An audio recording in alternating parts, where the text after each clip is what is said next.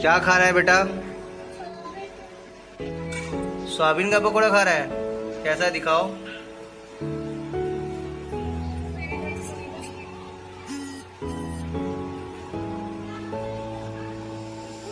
कैसा लगा बेटा सोयाबीन का पकौड़ा?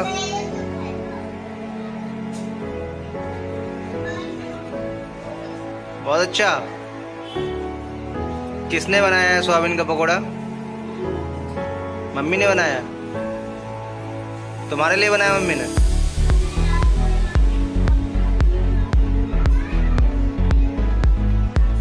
सबके लिए?